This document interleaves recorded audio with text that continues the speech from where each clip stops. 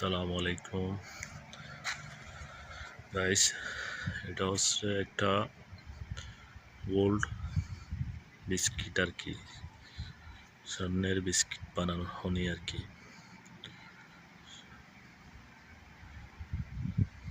এটার মধ্যে গোল্ড বানানো হবে, যে গোল্ডগুলো আসবে এখান থেকে আগুনে ফুরে